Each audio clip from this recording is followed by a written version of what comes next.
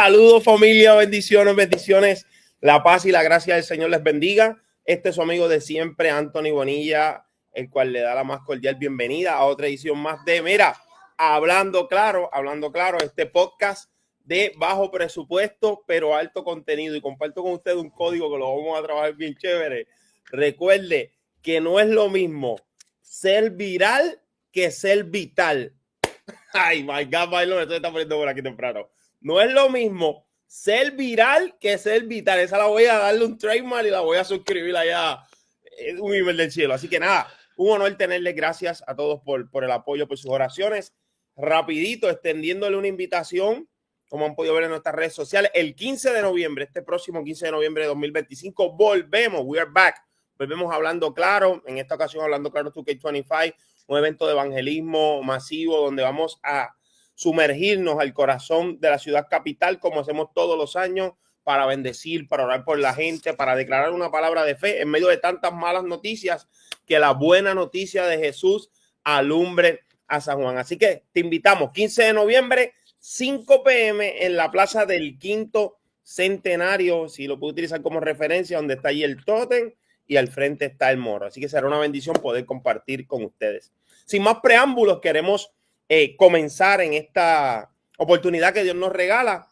Tenemos un amigo, un ministro del Señor que siempre nos honra con su presencia, así que démosle la más cordial bienvenida. Vamos a hablar aquí con los muchachos de producción para que lo añadan. Ahí está nuestro hermano amigo pastor Rafael Torres Sacur. Ministro, un honor, gracias por estar con nosotros. Saludos.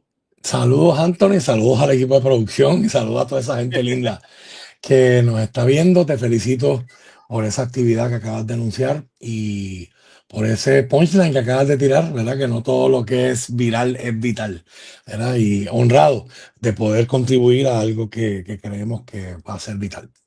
Definitivo. En medio de tantas malas noticias, en medio de un ambiente, Pastor Rafa, de incertidumbre, en medio de un ambiente de caos, la gente, el mundo, incluso la iglesia se pregunta, y es el tema de este episodio, ¿es el fin? ¿Es el fin? Se pregunta la gente. La gente utiliza mucho como referencia Mateo capítulo número 24, cuando Jesús hablaba acerca del fin, y una de verdad de las, podemos decirle, ¿verdad?, señales, evidencias que marcarían ese fin que Jesús nos habla, que nos va a entrar usted un poquito más profundo en eso, era: y oiréis de guerras y de rumores de guerra. Y es precisamente lo que estamos viviendo en este tiempo entre Ucrania y Rusia, y ahora tan reciente como Israel y Irán. ¿Qué nos puedes decir acerca de, verdad, de manera, pues sabemos que esto podemos estar 3 horas aquí, pero de manera condensada, ese Mateo 24, contexto, propósito y esos versículos de guerra y rumores de guerra, ya que estamos hablando del fin?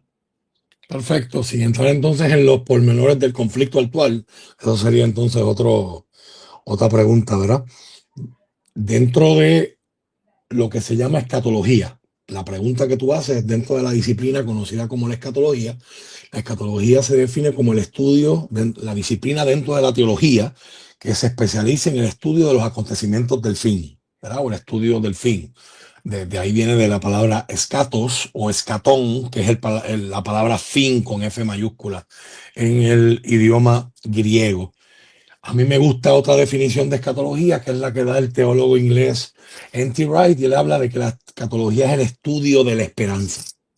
Wow. Entonces, en ese sentido, la escatología como el estudio de la esperanza, pues precisamente se enfoca en nosotros entender la palabra de Dios, a Dios como Señor de la historia, y a Dios que como Señor de la historia está dirigiendo o permitiendo que los acontecimientos que están ocurriendo en la historia lleven a un fin que es controlado por Él.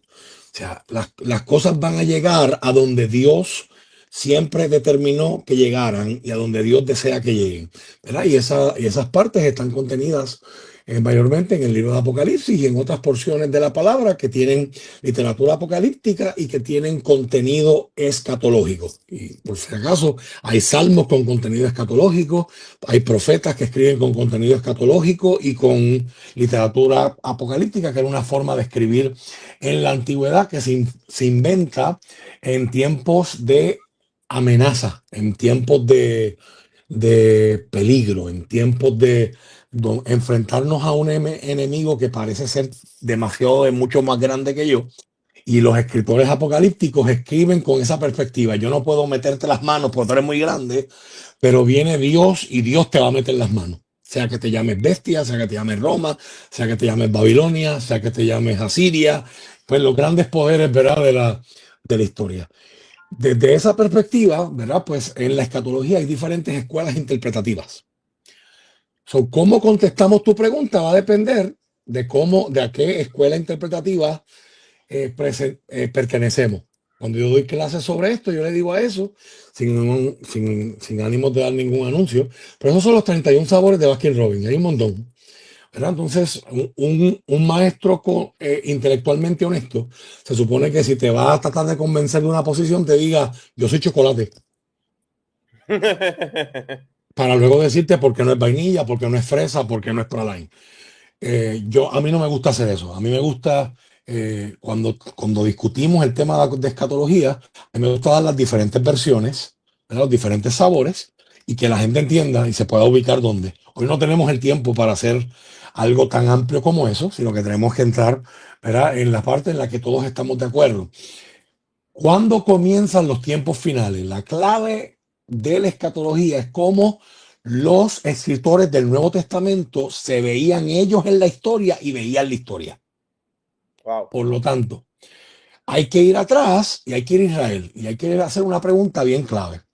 Si tú como pueblo de Dios, a ti te han formado con unas promesas que Dios dice, estarás arriba y no abajo, serás cabeza y no serás cola, prestarás y no tendrás que tomar prestado. Pues obviamente, cuando alguien se pregunta cuáles eran las expectativas del pueblo de Israel en cuanto a su historia, pues si tú eres el pueblo de Dios y tú cargas esas promesas, pues si tú vas a las Olimpiadas, ¿qué tú esperas ganar? Eso es como cuando van los del norte en baloncesto. Tú no esperas otra cosa. Tú esperas oro. Oh, y más si se llaman Dream Team. Pero es otro tema de esta predicación. Pero las expectativas de Israel era, si nosotros somos el pueblo de Dios, debemos tener supremacía mundial, estar arriba y no abajo, cabeza y no cola, prestar y no tomar prestado.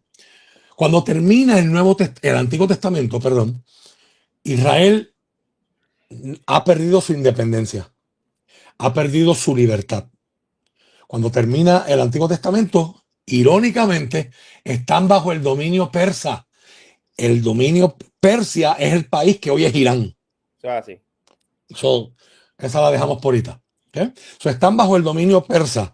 Y luego tenemos un periodo de 400 años de silencio, donde nos enteramos, ¿verdad?, estudiando la historia, que de los persas pasaron a los griegos con Alejandro Magno. Alejandro se muere, divide su imperio en tres, un triunvirato, y ahí Israel cae dentro del dentro de los dominios del general egipcio Ptolomeo. Y ahora entonces están bajo una dinastía que se va a llamar los Seleucidas, reyes griegos. Israel toma su independencia con la revuelta de los macabeos brevemente. Luego está bajo una dinastía compuesta por diferentes personas de ascendencia judía llamados los asmoneos. Y luego vienen los romanos, que son los que están controlando Israel cuando viene el tiempo del Nuevo Testamento. Entonces, ¿cómo compagina? Esta es la pregunta más importante. ¿Cómo Israel puede reconciliar lo que ellos esperan tener? Somos el pueblo de Dios, vamos a estar encima. Versus mi realidad. Estoy oprimido por Roma, estoy oprimido por Grecia, estoy oprimido por Persia, estoy oprimido por diferentes naciones, por Egipto, y ya no estoy ni arriba, ni estoy prestando, ni soy cabeza. Soy cola, estoy abajo, estoy oprimido, estoy en ruinas, tratando de levantarme de un cautiverio babilónico, sabiendo que el reino del norte desapareció en el 722 y el reino del sur pasó 70 años cautivo en Babilonia para regresar a intentar reconstruir. Pues la forma en la que Israel reconcilió esas dos realidades es desarrollando lo que se conoce como la teología de las dos edades. Eso está presente en el Nuevo Testamento por todas partes. Lo que pasa es que como no nos han explicado, usted sabe que en la Biblia no hay footnotes donde Pablo diga, para los que me están leyendo en Puerto Rico, cuando yo hablo de esto, estoy hablando de esto otro. ¿Verdad? Hubiese sido mucho más fácil. Pero la teología de las dos edades lo que dice es lo que dice esto. Hay una era presente y esa era presente es caracterizada por el pecado y la maldad. Es una edad donde hay injusticia. Es una edad donde Satanás gobierna ilegítimamente como príncipe de este mundo.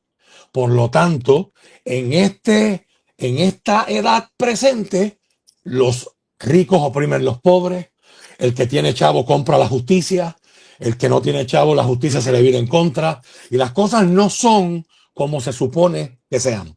Pero esa no es la última edad, esa es la edad presente. Viene una era venidera que se conoce como la edad de oro. Si usted quiere ver un retrato de esa edad, muchos empatan y machean ese verso de Isaías, ese capítulo, Isaías capítulo 11, con el capítulo donde Apocalipsis habla del milenio, donde Isaías dice, viene una era, en aquel momento el cordero y el león comerán pasto juntos, el cordero no tendrá que correr a escapar del león. El jaguar y el puma andarán juntos. Un niño será el pastor de todo. Un bebé meterá la mano en un nido de serpiente sin ningún tipo de miedo. O sea, Isaías está hablando poéticamente de que vamos a volver al Edén, a ese momento histórico donde el ser humano no le tenía miedo a las fieras salvajes ni a las amenazas del mundo, porque todo funcionaba en un equilibrio, en un balance, como Dios lo creó, porque Dios dijo y vio Dios que era bueno. Entonces, en esa era venidera es la que todos esperamos, tanto los autores del Nuevo Testamento como nosotros como pueblo de Dios. Te doy un ejemplo. Uno de los pasajes más famosos del apóstol Pablo, Romanos capítulo 8, verso 18, si la memoria no me falla. Las tribulaciones del tiempo presente no son comparables con con la gloria venidera que sobre nosotros ha de manifestarse. Pablo está asumiendo que los que lo están leyendo conocen esto.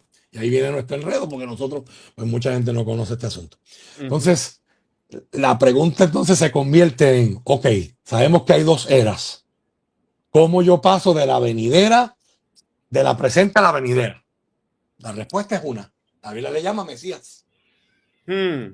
La venida del Mesías, ese vengador de Dios que viene a terminar con la era de pecado, con la era presente, con la era de maldad y de injusticia, y trae la era venidera. Entonces, aquí viene la disyuntiva y va a ser la discontinuidad que hay entre los cristianos y los autores del Nuevo Testamento y los judíos de hoy, o la mayoría de los judíos de hoy. Para los escritores del Nuevo Testamento no hay otra opción. Después de ver a Cristo morir, resucitar y ascender, para ellos no hay otra opción. Este es el Mesías. Wow. Los judíos todavía lo siguen esperando, porque para los judíos lo más importante que la muerte, que la resurrección, que la ascensión, para los judíos lo más importante es el reino político. Entonces ellos te van a decir, si Jesús era el rey, ¿dónde está su reino? Pues se supone que su reino seamos nosotros. Definitivo. Entonces ahí está la discontinuidad. Entonces, ¿cómo van a trabajar los autores del Nuevo Testamento este tema de las dos eras?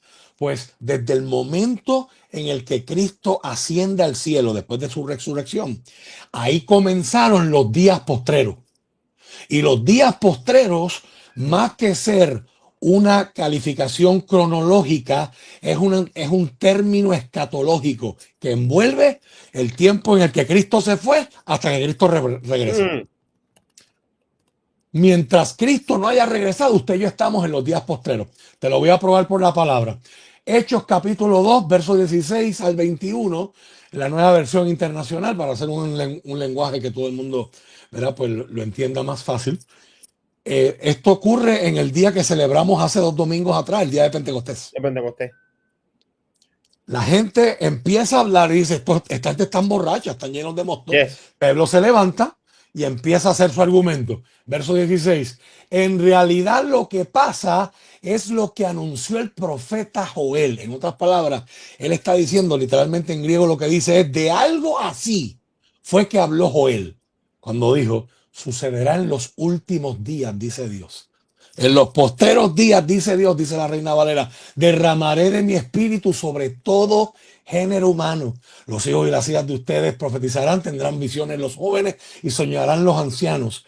En esos días derramaré mi espíritu aún sobre mis siervos y mis siervas y profetizarán. Yes. Arriba en el cielo y abajo en la tierra mostraremos prodigios, sangre, fuego, nubes de humo. El sol se convertirá en tinieblas y la luna en sangre. Eso pasó, por si acaso, hago el paréntesis para decir que mientras Cristo estaba siendo crucificado, todo eso pasó, todo eso se cumplió.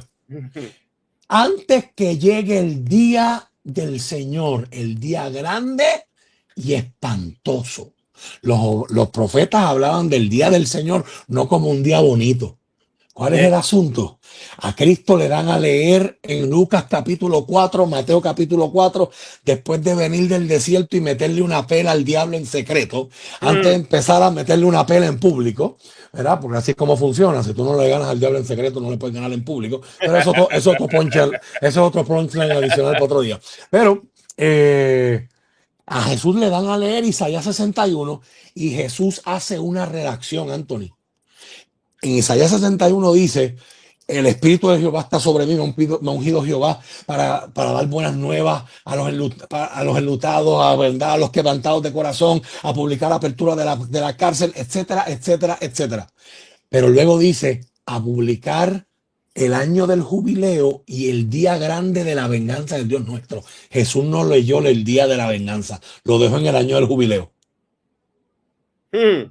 Y a propósito dice, esta escritura se ha cumplido hoy delante de ustedes. Delante de vosotros. La pregunta de los 64,000 chavitos es, como decían los viejitos antes en ese famoso programa de televisión que ninguno de nosotros vimos, pero hemos escuchado.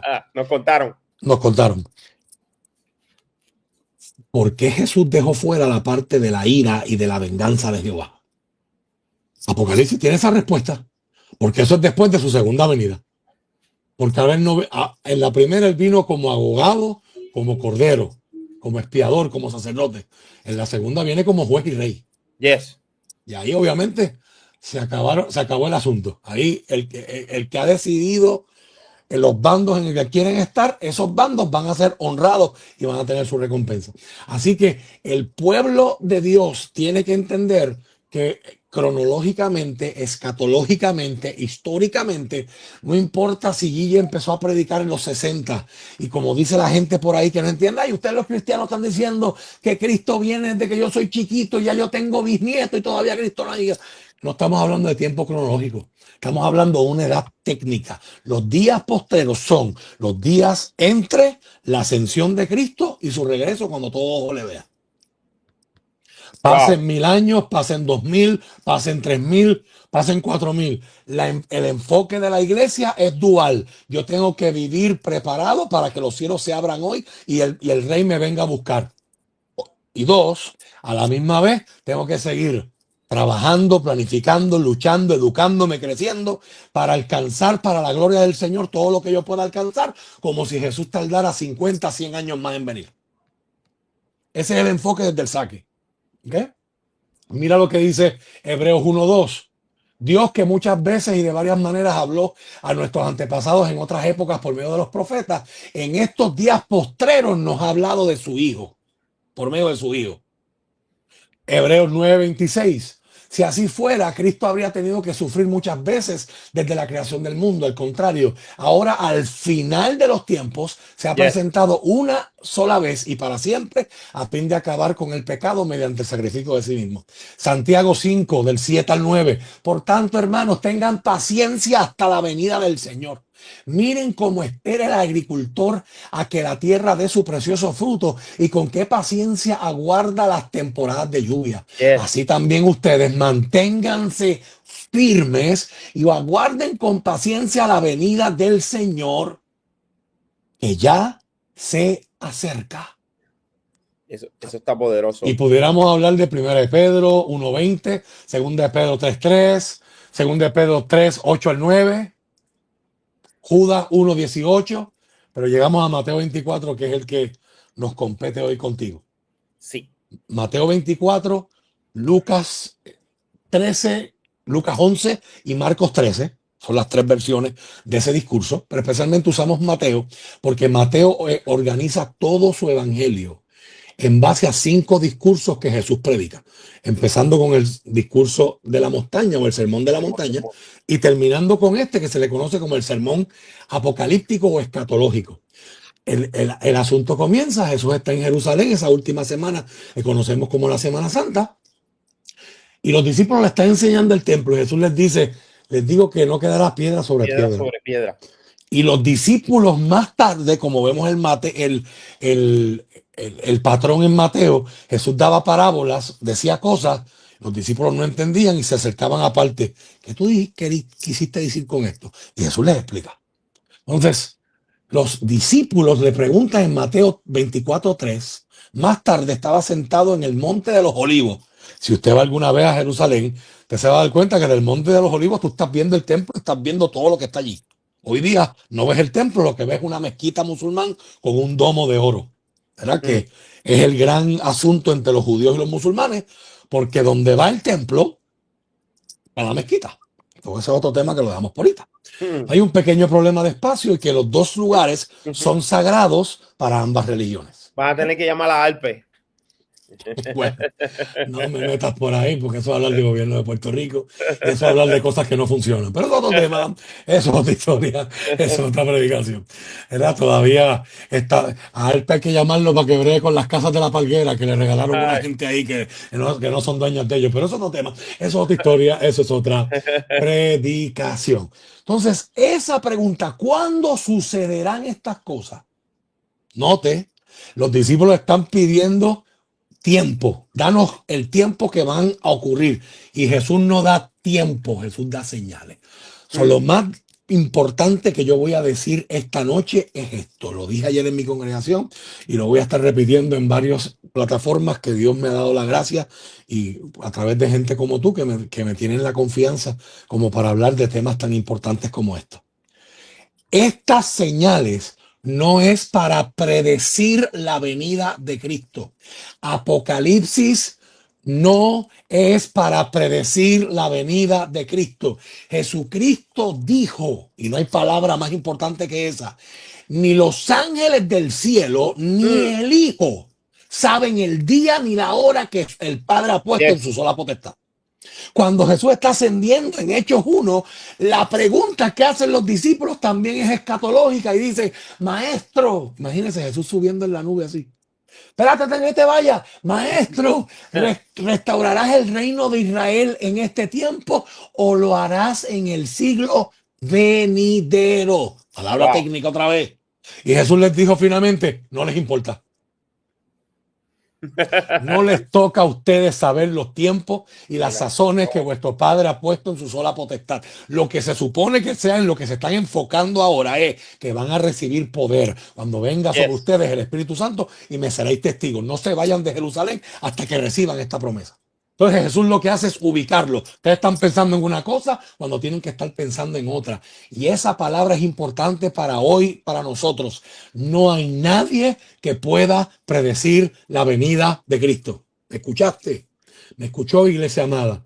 Si usted escucha a alguien en las redes poniendo fecha, esa es una bandera roja para dejarte saber que ese escatólogo no está siendo serio y no está trabajando de manera correcta el texto bíblico. De hecho, hubo uno que es muy famoso en América Latina, que lo hizo en el tiempo de la pandemia hace unos años atrás y tuvo la humildad, después de ser llamado por varios líderes evangélicos, de volver a hacer un post y decir, yo puse una fecha y yo me retracto, yo me equivoqué, Yo no soy quien para estar poniendo fecha a lo que solo Dios le puede poner fecha.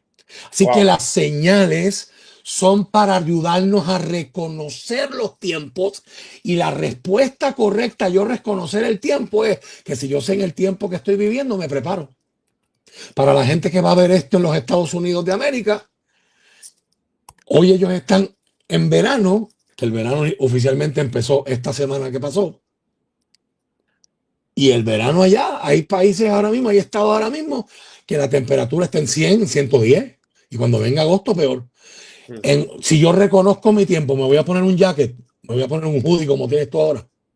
No, nosotros en Puerto Rico lo hacemos, estamos en aire acondicionado y es un asunto de moda y se ve bien. Pero si está 100, Definitivo. pero está 120 grados allá afuera, ¿quién se pone un Phoenix, hoodie? Arizona, en Phoenix, Arizona, allí con ese calor. Que hasta las gomas se derriten, exactamente.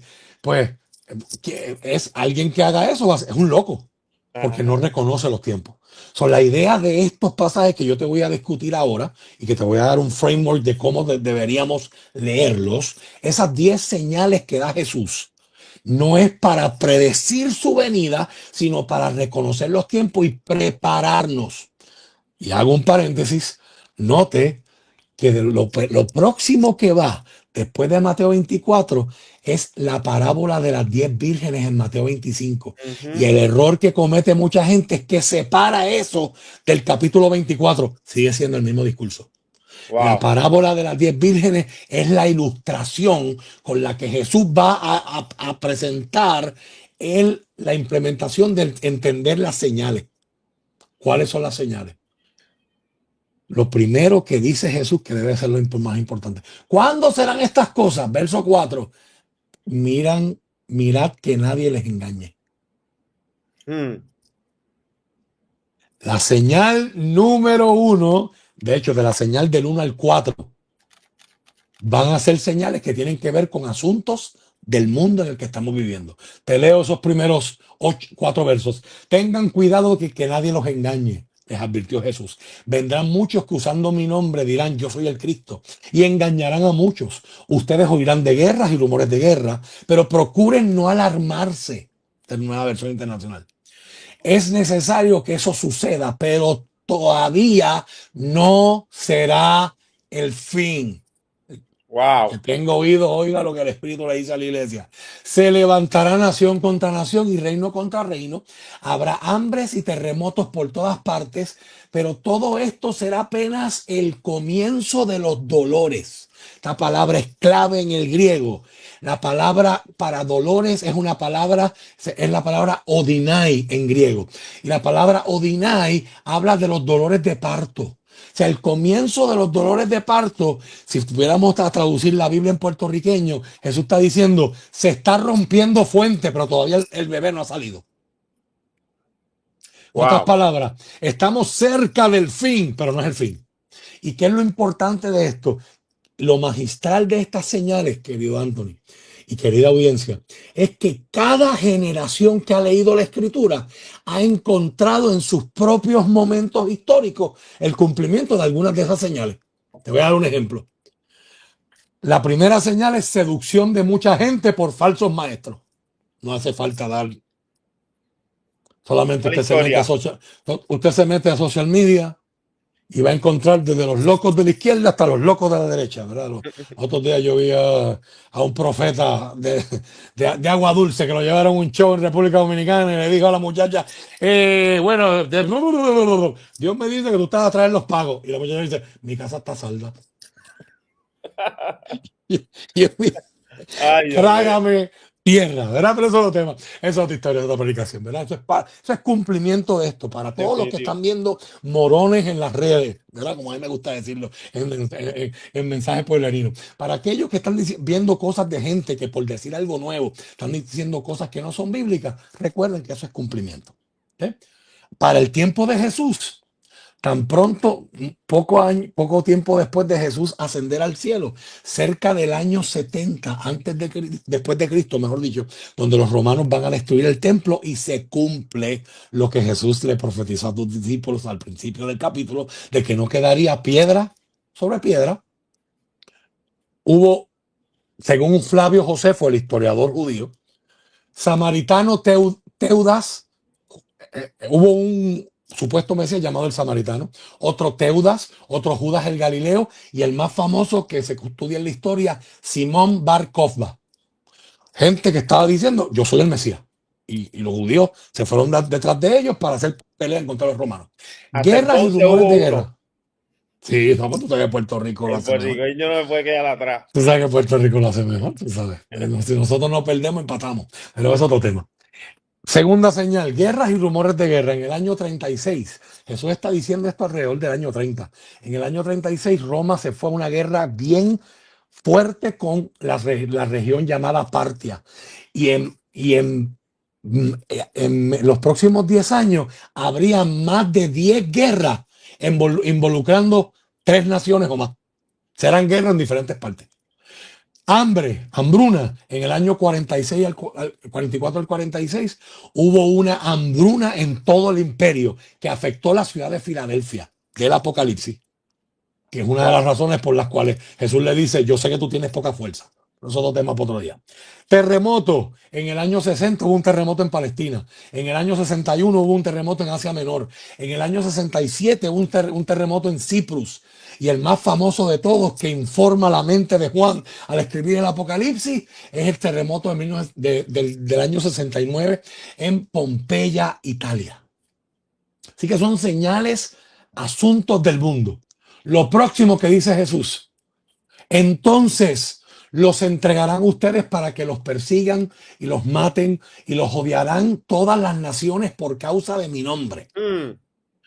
Aquí hago el paréntesis para citar a Charles Spurgeon y la iglesia tiene que decidir o somos cool o somos fieles. Charles Spurgeon dice, la iglesia no es un caramelo para que el mundo la chupe y la deguste. La iglesia es sal y cuando la gente prueba la sal, le escupe. Hablando claro. Así que lo que tú dijiste no es ser viral, es ser vital. Yes. Aunque por ser vital nos caigan encima. ¿Okay? Yes. En aquel tiempo muchos se apartarán de la fe, apostasía. Otros, unos a otros se traicionarán y se odiarán. Y surgirá un gran número de falsos profetas que engañarán a muchos. Note que es la segunda vez que se mencionan falsas enseñanzas. Yes. Habrá tanta maldad que el amor de muchos se enfriará, pero el que se mantenga firme hasta el fin será salvo. Y este evangelio del reino se predicará en todo el mundo como testimonio a todas las naciones.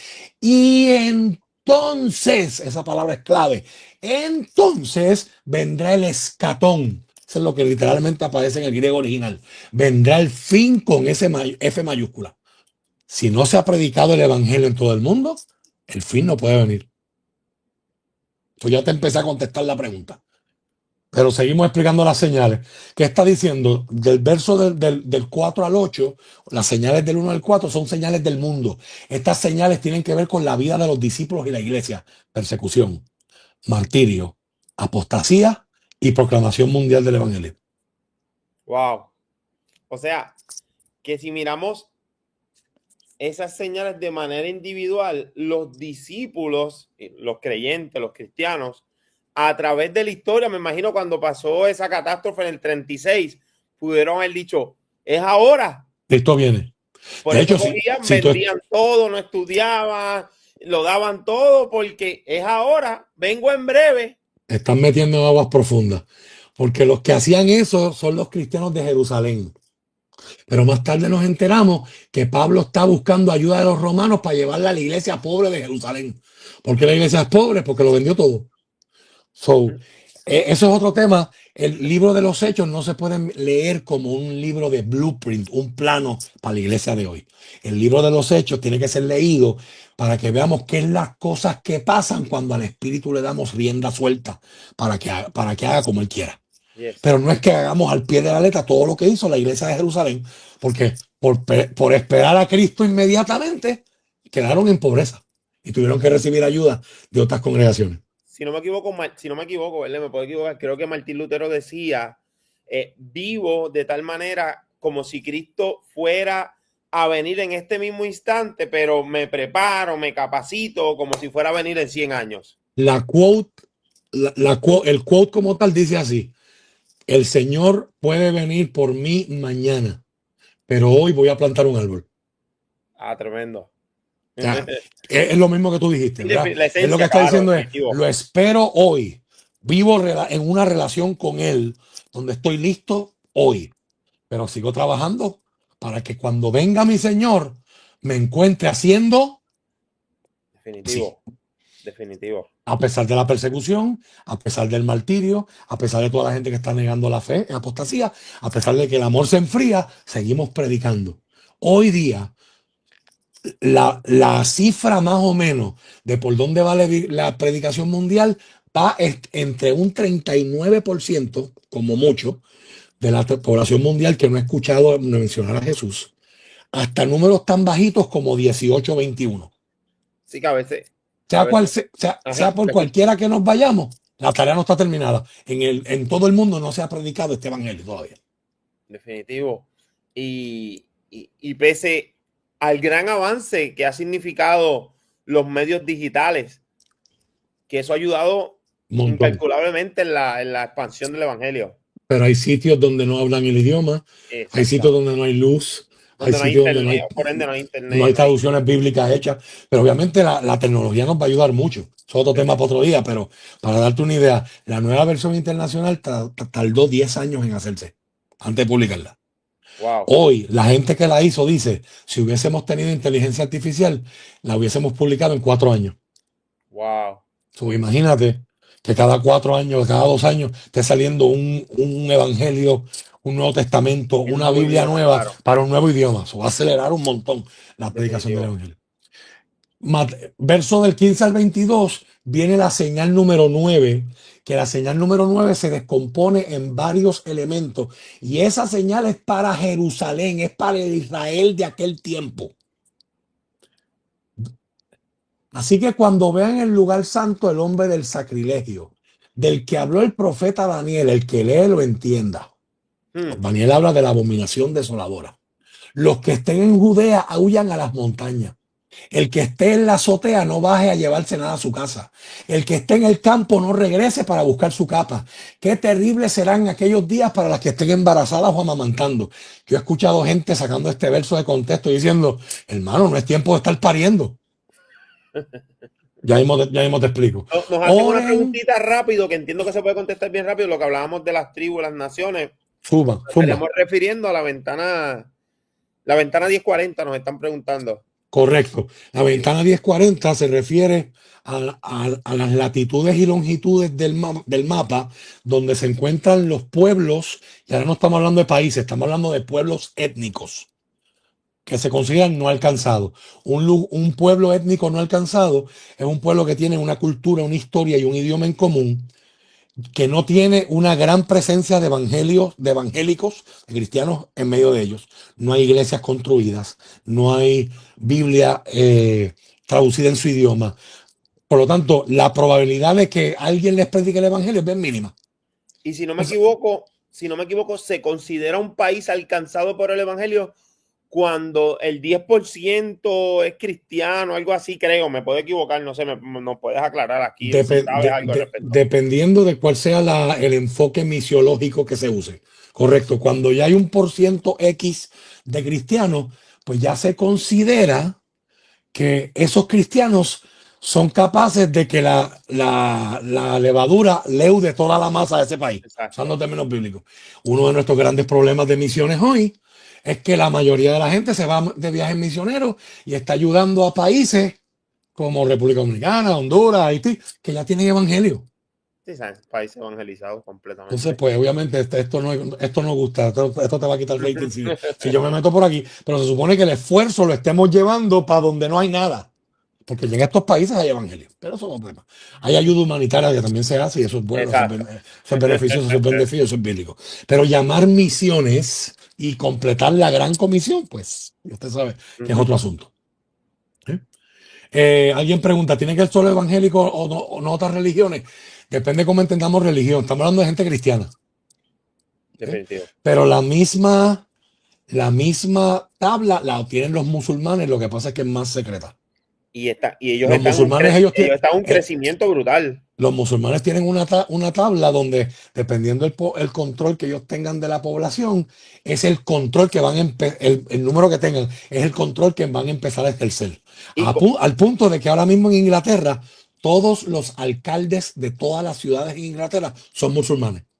Y al contrario a lo que usted decía ahorita, de que sacan ese verso de proporción, de que cuidado, que tengan precaución, que será difícil para la que están amamantando y pariendo. Los musulmanes es todo lo contrario. Los musulmanes es fructificad y multiplicados. Ellos tienen hijos y convierten una ciudad de ellos. Cuando yo tomé clase de misiones por primera vez en el seminario, el pastor Martínez, ¿verdad?, que hoy es misionero en España, de hecho, de la Alianza Cristiana y Misionera, la Catedral de la Esperanza, José Martínez, correcto. Yo hice un programa de él.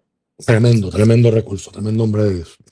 Él nos enseñó un video de un imán, que son los líderes musulmanes, hablando de un país en Europa, diciendo, las familias de este país tienen 0.6 hijos.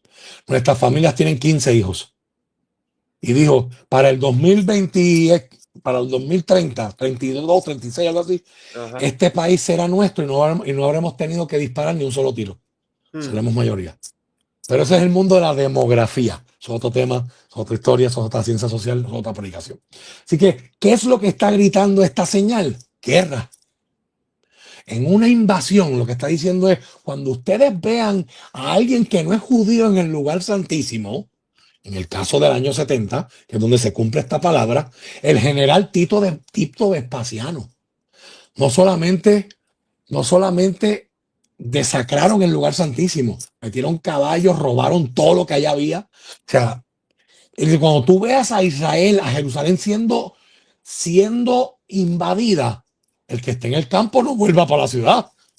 Sígalo en paz, no busques buscar la capa. Si te dio frío, fíjate, te fuiste con frío porque tienes que escapar por tu vida. Y ahí es donde dice, ay, para las que estén amamantando o estén embarazadas, no van a poder correr tan rápido. Y esa señal se ha cumplido en todos los escenarios de guerra. Se ha cumplido en Gaza ahora, porque Israel ha hecho un genocidio grandísimo en Gaza, ¿verdad? Por todos estos asuntos geopolíticos que son los que motivan debates, ¿verdad? Y conversaciones interesantes como esta. Y Jesús cierra el mensaje de las señales. Jesús cierra el mensaje de las señales con esto. Mateo 24, 23 al 28. Entonces, si alguien les dice a ustedes, miren, aquí está el Cristo, allí está, no lo crean. Porque surgirán falsos cristos y falsos profetas que harán grandes señales y milagros para engañar, de ser posible, aún los elegidos. Los otros días yo vi en las redes un arqueólogo egipcio que está diciendo que encontró el cuerpo de Jesús en una tumba en Egipto. Cumplimiento de la palabra. Fíjense que se los he dicho a ustedes de antemano. Por eso, si les dicen, mire que está en el desierto, no salgan. Miren que está en la casa, no lo crean, porque así como el relámpago que sale del oriente se ve hasta el occidente, así será la venida del Hijo del Hombre. Donde esté el cadáver, allí se reunirán los buitres. ¿Qué es lo próximo que Jesús habla? En Mateo 24, que la tierra como la conocemos deja de existir. Fenómenos del cosmos deja de funcionar en un cataclismo cósmico. A punto de ocurrir lo que en el lenguaje apocalíptico es la irrupción de algo grande. Cuando usted ve en la literatura apocalíptica que el cielo se está rompiendo, la tierra se está dañando, es una forma de decir lo que viene por ahí es grandísimo. Y sí, y no es lo que viene, es quién viene. Es grandísimo, se llama Jesucristo. Así que, en ese sentido, después que Jesús da esto, lo próximo es la parábola de las 10 vírgenes, que básicamente dice, las vírgenes insensatas pensaron que tenían tiempo suficiente para salir y comprar aceite. Las vírgenes insensatas representan a toda esa gente que quiere que uno les diga, descifra el código. Cristo viene el 25 de septiembre del 2026. Yo cumplo el 24. Felicidades. Va a haber un montón de esa gente que está viendo esto y que quiere burlar al Señor cuando Pablo dice que Dios no puede ser burlado. Yes. Es decir, súper pastor, gracias, me acabas de dar la verde porque ahora yo puedo vivir como me da la gana hasta diciembre 24.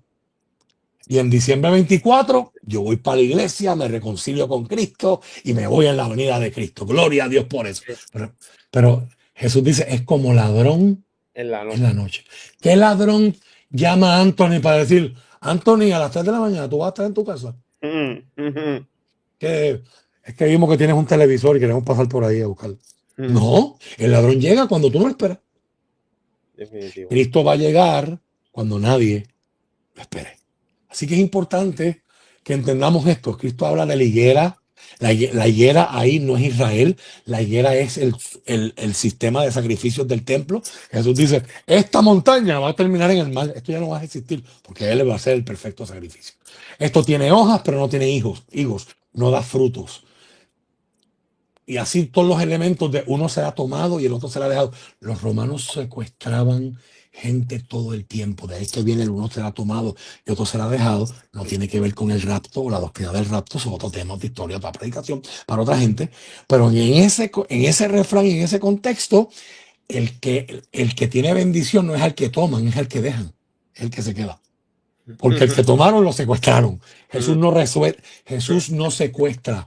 Jesús no rapta, que significa secuestrar por la fuerza. Lo que habla la Biblia es de arrebatamiento. Y arrebatamiento es tomar de un lugar y ponerlo en el otro. Tremendo. ¿Okay? Así que la guerra que estamos viviendo hoy, que nos tiene a todos con mucha ansiedad y mucha tensión, es parte de lo que Jesús llama el rompimiento de fuente. Los dolores asociados a que pronto habrá un parto. ¿Cuánto es ese pronto? Yo no lo sé. Ojalá que fuera esta noche. Amén. Pero yo tengo que estar preparado para si es esta noche. Definitivo. Y Amen. el que hoy esté viendo esto o le envíen esto, es importante que tú entiendas que olvídate más allá de lo que pasa en Irán, lo que pasa en Israel o lo que pueda pasar en Ucrania y en Rusia y las otras guerras que se vayan a desatar, probablemente Estados Unidos y China en algún futuro. Ya está una AI está prediciendo que viene una guerra por ahí, la AI de Elon Musk. Pero eso es otro tema para otro día. Entre Estados Unidos y China. Y eso es gran parte de por qué Estados Unidos se metió a bombardear Irán. Hay una ruta de petróleo y gas natural que no pasa por el estrecho de Hormuz, eso lo controla Estados Unidos, pero hay una ruta donde China podía enviar petróleo y gas natural a través de Irán a Europa. Estados Unidos está cortando esa ruta para que Europa le tenga que comprar gas natural y petróleo a Estados Unidos. Pero eso es otro tema. Eso es otra historia, otra predicación. Esta es una guerra como todas las guerras, por recursos, por poder y por intereses económicos. Por lo tanto, ya llegando al final, porque ¿verdad? La meta era estar alrededor de 40 minutos más el periodo introductorio que tú tomaste. Mis queridos hermanos, para los que son dispensacionalistas, Israel es el reloj de Dios y todo lo que pasa en Israel es señal antes del fin. No todos somos dispensacionalistas. ¿Okay?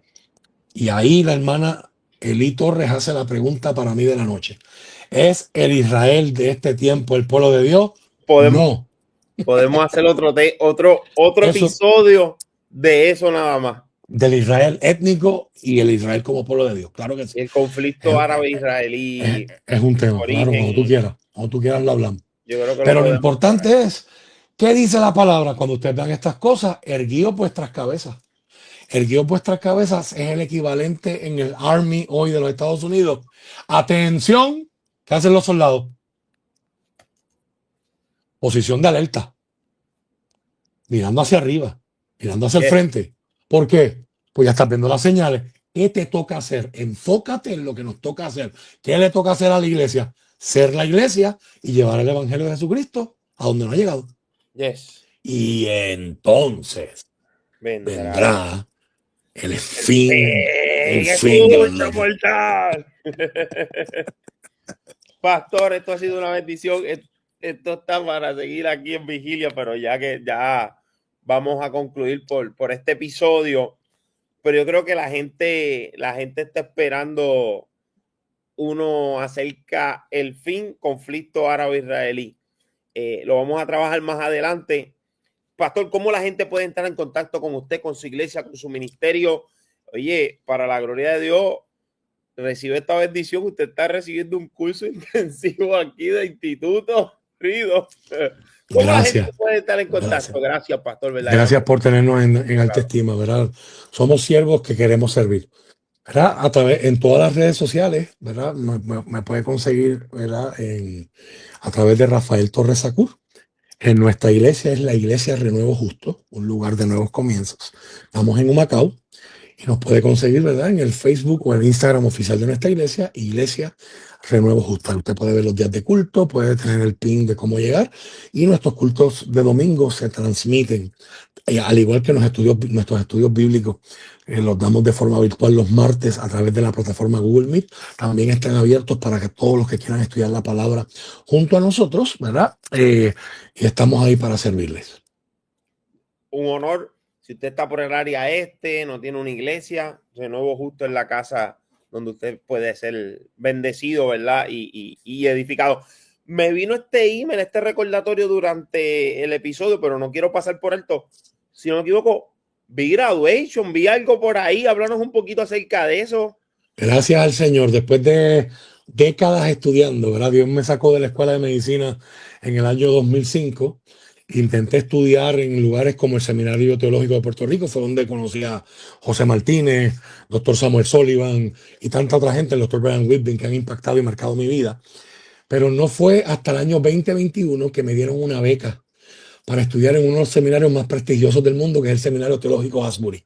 Y gracias al Señor, el pasado 17 de mayo me gradué con mi maestría, ¿verdad? De fundamentos bíblicos y teológicos, ¿verdad? Desde ya el seminario, una maestría secular.